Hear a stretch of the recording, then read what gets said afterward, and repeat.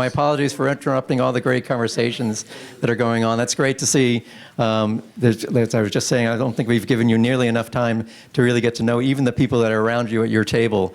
But there is the full day, and we encourage you to keep having conversations about what you're doing and what you're interested in doing and making connections and building community. So at this point, we want to tell you a little bit more about some updates that have happened within the coalition. We've alluded to them a little bit as we've gone along, but we want to give you a little bit more detail. And we're also, in some ways, setting the stage for the rest of the day. I keep saying to people, and as I'm meeting them, that we're going to put you to work. We're going to ask to you to contribute to what we're doing. There's lots of great ideas. There's lots of great experience in the room. And we really want to be able to build on this. The coalition really is a group of people, group of institutions that can make a difference. And we want to be able to build on your experiences. But let me go through some of the bits and pieces. There we go. Just to start where we are with the coalition, we use as a tagline, making higher education work for life. It's about higher education. It's about work and career sometimes. It's about upward mobility. But it's also about life. And not life in the sense of the entirety of one's life, both what's happening in the moment, but also chronologically, what's happening throughout a person's life. This is a quote from Rick, which really kind of summarizes where we are and where we're going. You know, really trying to enhance social and upward mobility and enable lifelong well-being. What is the coalition? We're a diverse group of schools. We're really pleased with that. That is something we have done very intentionally. We continue to explore new directions. We have small privates, we have large publics, we have regional schools, we're branching out into community colleges. We are trying to connect with higher education writ large across the U.S., and there's actually a couple opportunities internationally. We're continuing to explore that as well, to bring schools together around a common goal of making the educational experience for students better. Members join, as you all know. Most of you are members. There are a few people who are considering membership. We encourage you to do that and get in touch with us if you have any questions. But it's connected to an initiative or a program at your institution, maybe something that's been going on for quite a while, or maybe something that you're interested in starting that aligns with the mission of the coalition. And we have schools. We're a little bit on the East Coast heavy. We're trying to branch out a little further towards the West. This is just kind of a chance to review this. I mean, most of you have probably seen this, but we're going to be asking you about this. It's not a quiz, but we will ask you for input onto the directions that we have pursued in the past and the directions that we're pursuing for the future.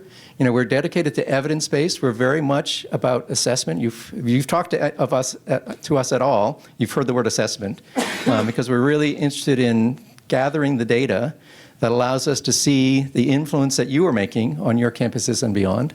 We're also learner-centered, or student-centered, you can say, that lays the foundation for well-being throughout life. We've said that a number of times. And we're interested in sharing best practices. We want to build the community. We want to share our experiences. So that every college student graduates with the potential to forge a path of well-being, flourishing, and thriving. Evidence-based, long-term impact, and intended to scale. And we're going to have a session actually later this morning, which goes into some of the ways that schools have pursued scaling across their own institution. That's challenging, and I'm sure they'll talk about that. Most programs start with something that's small, maybe a pilot program, or maybe something that they're beginning to get going in one particular area that they then intend to expand. What do we mean by lifelong well-being? Well, we've talked about that a lot. We talk a lot about identity. We talk about agency. We talk about purpose. We talk about belonging. We've, to some extent, talked about civic engagement. Certainly financial stability is part of well-being. This is actually a diagram from a paper that we have, the Proceedings of the National Academy of Sciences paper, or journal Nexus, which Holly White from the University of Maine and others who were part of the executive committee put together and had accepted and has been published, which really documents a lot of the things that are part of what well-being is, with lots of great references that Holly tracked down for us and did a great job putting together. And so these are some of the ideas. But one of the questions for you that we will be asking, that you can start thinking about, is this the right set? Are we missing something? Is there something else that needs to be there, something that we need to emphasize? Should we talk about the common good? Should we talk about trying to make a difference in our communities? Some of that's there in civic engagement and engaged citizenry. Is character important? How does character play a role in what we do? Are there other things, words, values, ideas that we should be thinking about that are central for now and into the future for what the coalition wants to achieve? That's an open question for all of you that we'll come back to. You've met our executive committee. That's us, most of us in younger days, actually. But you've heard from each of us. We also have a great steering committee that provides us with lots of great information and advice. We meet basically quarterly. Most of the people are here in the room. Ashley Finley from the AAC&U is back there. Larry Galizio from the Community College League of California is here. Michelle Gillespie from Wake Forest is here. Nancy Gonzalez from Arizona State. Archie Holmes from the University of Texas System. Tom Katsaleas, who's at UConn. Zori Ragusis, who's at NYU. And then Clayton, who's the recently retired president of Bates College. She can't be with us today, but she is also part of our steering committee. So so we're putting the names out there. So if you have particular things that you want to discuss with them, part of our leadership team, or with us, of course, please reach out to them and talk to them and get to know them. What do we provide our members? This is a question we get a lot, particularly from people who are considering membership. We obviously have a leaders meeting. We've been doing that since 2017. We have a national conference. You've heard about that, the planning for next year. This will be our fourth coming up in the spring. We've had 2 in person, one at Arizona State and one at Georgetown. And we had a virtual one during the tail end of the pandemic. We also co-sponsor a president's convening that's coming up in February 12th and 13th, also at NYU. They're a great sponsor for that. We help with assessment. We're going to talk more about that this morning throughout the day. We are affiliated, partnered with the Gallup organization. Really, a lot of their data is the foundation for what we are doing.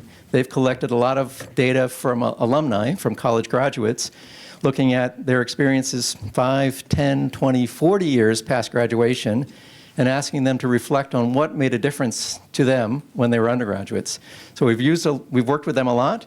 Many of you know, or hopefully do know, should know, that we are, again, partnering with Gallup to roll out a survey that's based on their alumni survey that we're using with current undergraduates, the Coalition for Transformation Education/Gallup survey. We're rolling that out again in the spring. There'll probably be 2 offerings of that, one probably early in the semester, one late. I think we have 10 or 11 schools that are part of that so far. If that's something you're just now hearing about, please let us know. We'd be happy to talk more about it. There's a short timeline on that. We're actually setting up the organizational meetings for that with the institutional research people on the various campuses to make that all roll out in time for the spring. But if you're interested, let us know. We've also been doing some workshops and learning communities. Angela Lindner at the University of Florida has created a fabulous learning community around the Gallup Big 6 questions, which get at experiences of students around mentorship and experiential learning. She was incredibly generous with us in letting us partner with her to do that. It's been happening every 2 weeks pretty much. We've had great speakers, it's a great community building experience and an opportunity for people to share ideas and stories. We want to continue that idea. Part of the idea is to connect. So we are, as I said before, bigger than we used to be, so connections get more challenging in many ways. So we're trying to develop more communities within the community. So we have an institutional culture change learning circle that we're launching. You'll hear more about that today. We're also looking at community college working groups. We've had some great discussions. Larry Galizio in particular has been really helpful to us and always thinking about us and looking for opportunities for us to connect with his world in the community college sector. We've been able to capitalize on that to some extent. We've mentioned most of these before. We have our website. We have Learning Well magazine. We also have Learning Well radio. Some of the people who in the room have been part of Learning Well radio, which is great. Great stories. If you have some time to listen to the podcast, I encourage you to do that. They're great. They're very interesting and entertaining as well. Invented Here is a new initiative, and then it's the Weekly Well newsletter, which is kind of a summary of some of the things that are happening in higher education, particularly related to student mental health and well-being. We have conferences and national meetings I mentioned, journal articles. We continue to try and spread the word of the coalition. We have the PNAS article I mentioned. We have articles we've written kind of opinion pieces, op-eds that have appeared in various places, and we're always looking for opportunities to do that. And we have the potential of doing a TEDx talk. We'll see how that comes off in the spring, which will be another opportunity for us to take a little time and be on stage and get our message out there. Okay, so Dana, as she mentioned, has been with the coalition since the beginning of the year and has been really helpful in growing the membership of the coalition. So I want to hand off to Dana to let her talk a little bit more about how our membership has grown and some of the things that we're working on. I'm going to talk from here. Okay, thank you. I'll turn this off. So as we've talked about a little bit already today, repetition will be the theme of the day. I will keep nailing this into the ground. We've grown a lot. In the past year and change, we've doubled our membership. So we have a lot of new members in the room. We have Kent State joined a few months ago. We have BC, Lehigh just joined. We've got a few other ones in the pipeline. So we're always adding new members. And Keith laid out our guiding principles and our mission. And so basically the rules of joining, as most of you know, is you have to have an initiative that aligns with our guiding principles and our mission. And so as you can see on this slide, we have a very diverse group in this room. You are all tackling that from very different angles. Some of you are a little similar to each other. Some of you are more different from each other. Some of you are smaller right now. Some of you have scaled. And so we really are looking for diverse members. We're not looking for something that is a repeat of what we already have. So we cast our net very widely. But we all have something to learn from one another. In the spirit of learning from others, here are a few of the partnerships that we are starting to cultivate. So again, asking you for your feedback. If you have other organizations that you think align well with what we're doing, let us know. We are not competitive, we're collaborative. Other groups that we see in the space, we want them to work with us. Like the FLC that's happening at University of Florida, they are also a CTE, that's their Center for Teaching Excellence, that's our partnership. It allows us to expand what we do and what we provide to all of you. If we have partnerships, our capacity grows. And so, again, let us know if you can think of any other organizations. I'll just quickly go through a few of these. Gallup has already been mentioned. We've been working with them on our survey for a few years.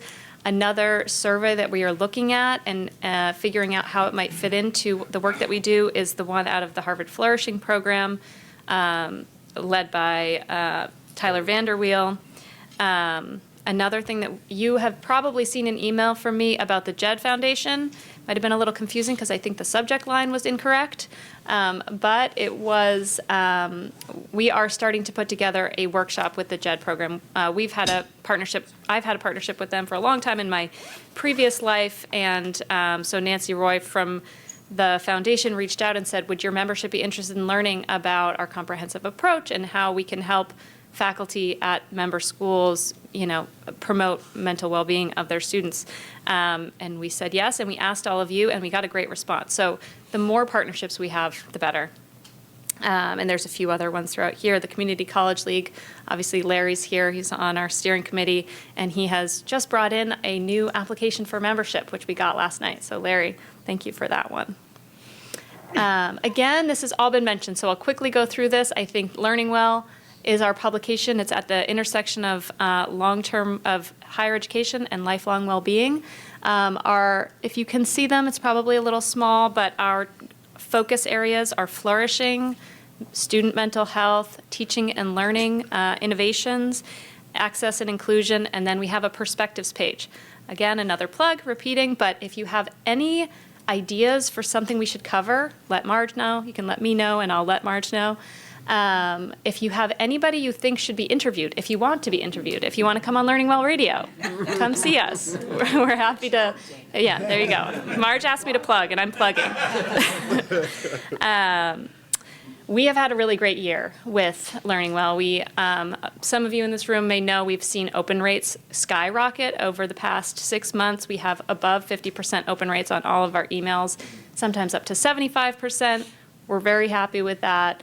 We had a webinar to launch Learning Well, I think last October, and we had 600 people sign up, and we had 400 people in the room, and those people really engaged, and the question and answer is always so great. We just had a webinar on purpose a month ago, and we had another really engaged audience. It's always so great for us. We are figuring out how to do those more affordably, and so we want to keep doing them. So again, if you have an idea for a webinar, let me know. We're thinking about doing one as we figure out what's our relationship with character formation. We might go and do a webinar to sort of figure out what that might look like. But belonging is another one. Our themes is something that we can definitely explore through a webinar. Oh, and this is the end of my slides. Here you go, John. Do you want to move around here? Oh, you don't have to. That's okay. I'll be fast. So many of you have heard a little bit about the Gallup last year's leaders meeting. Zach Karnowski at Gallup and I gave a talk together, and then we did it at Georgetown as well. So just step back a little bit. Gallup has been doing an annual alumni survey for decades, and it's a very long-running survey. And as everyone knows, Keith has already explained it. The Big Six. The thing about the Big Six questions is they really are focused on mentorship, experiential learning. They're not causal, but but they do show a lot of evidence as the more students have of the Big Six, it correlates with not only well-being during their undergraduate years, but upwards of 20 years later, it's still measured, including career satisfaction, et cetera. Turns out that only 3% of students experience all 6 of these, right? And so really pretty powerful, quite honestly. And so we started working in 21 with Gallup to develop this survey that we offer to our members. And we ran it in 22, 23, more than a dozen, I guess. Now, colleges and universities have run this. I've run it twice at the University of Maine. It's really nice because it gives us a base, right? Like, this is long-term change. You're not going to see changes overnight, right? But if you grab that, how many of you do NESE survey, right? Do it every 3 years. You compare it to your peers, et cetera, right? NESE is starting to add a few well-being questions now. This one is completely on overall student well-being, their experiential learning, their mentorship that they receive, et cetera. And it's fully based on that. So it's not being added on later, right? And it's the same questions that Gallup has been doing in their annual alumni survey, right?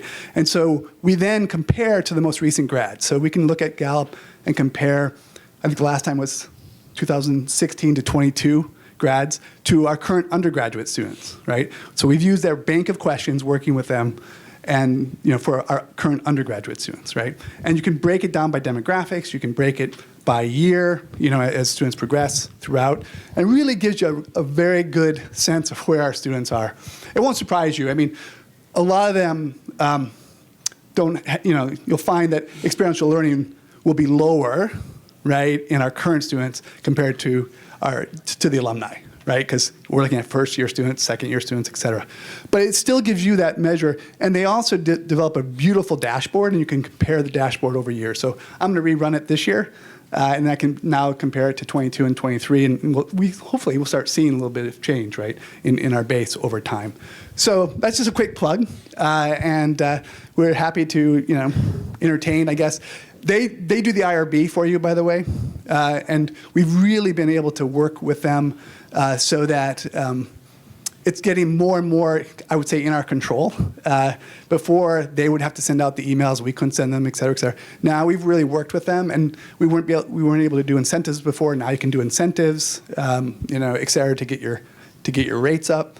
So it's just, I think we're going to see more and more existing surveys, try to get into the well-being space. This one really, truly is, that's how it was developed. And I think it's just, for me, I find it very worthwhile. And so I encourage you, for now, the coalition's paying for it, so there's no cost. So I encourage you to get in now. So thanks. Thanks, John. That's great.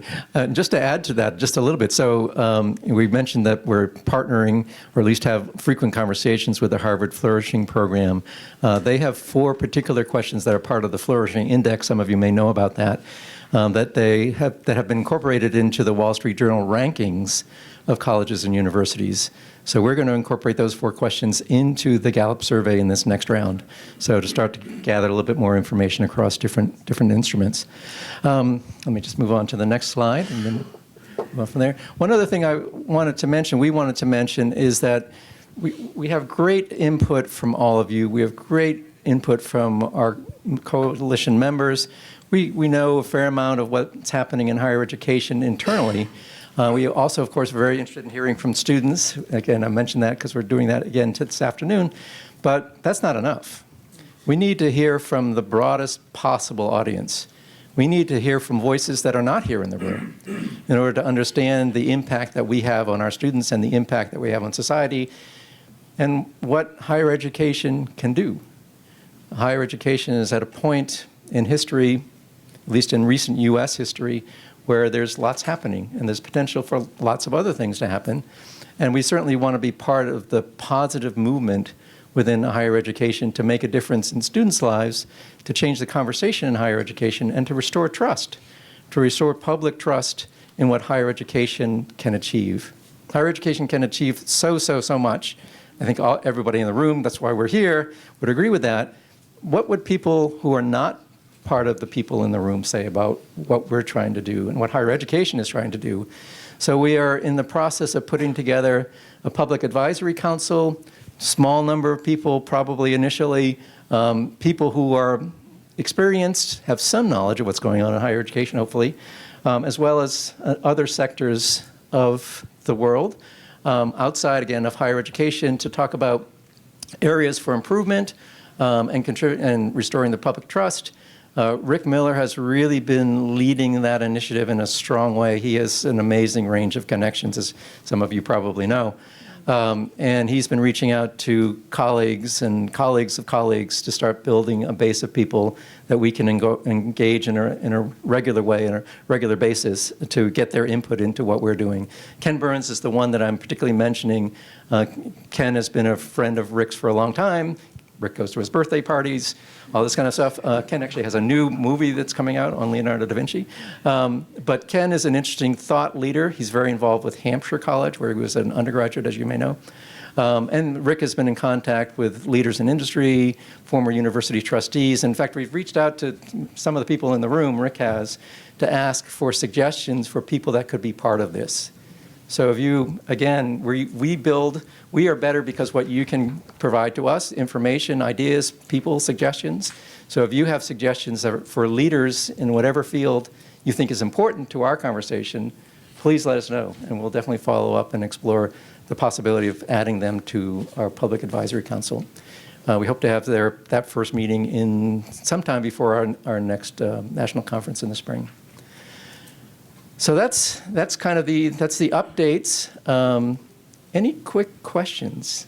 We didn't actually put a lot of time in this program for questions. There is conversation, but any quick comments or questions before we move on? That's always a hard thing to do with a group. I'm sure there are questions that you'll be asking of each other, and we will ask you questions, of course, too. Yeah, please. Question about the Big Six. Does Gallup have any comments on how that changes for online students? I don't know that I've seen something specifically about online students. Maybe, John, you? No, they don't break it out. Yeah, but you could. Of course, for Arizona State would be very important. Yeah. Yeah. John would know better than I did want to mention, we did a story recently, it actually was up on the website right now, on Western Governors, which is an right. online school. They did an in-depth partnership with Gallup. I didn't read that study. I actually didn't write the article, but it might be worth looking into because they obviously created some sort of metrics for that. So I should mention, they can break out students. So you can actually get, when we first ran it, you couldn't, but now we can actually break it down. So like for for our best practice, we can take those students that are in a research learning experience and those that aren't, and we can do comparisons. We weren't able to do that historically. So you would be able to do it for your online students versus those that aren't. Yeah. Hey, Zoe. I have a quick question about the Gallup survey as well. Is it self-report, or do we actually define what a research experience is and what? It's self-report. It's students' perceptions, which is challenging. It's students and alumni perceptions. We're trying to use the same questions essentially with alumni and with undergraduates, but it is their reported perceptions. So what they view as, an experiential learning opportunities may not be the same as what we might say. So maybe I have a follow-up to Zoe's question, and John, you probably know the answer, but now that we've changed what you can do with the survey, you could, in theory, link up the results Yes. to, Exactly. right? So even though it is self-reported, I think you can link up the results to what actually happened at the campus Yeah. and do that now. So even though we're not connecting in that way, we have the data now to be able to do that, right? Okay. Yeah. And just to follow up on that, so in many of our previous meetings, we've had representatives of Gallup in the room so that they can answer all those kind of questions. We've done that so much, we decided not to do it for this particular meeting. But the people we work with, Stephanie Markin and Zach Aronowski, are very open, very responsive. So if you have particular questions that are part of our survey or in general, please let us know and we can connect you with them. I'm sure they'd be pleased to hear your questions. They're always interested in new perceptions of what they do, and of course they're all about data, so new opportunities to collect data. So if you'd like to make a connection with them, we'd be happy to facilitate that.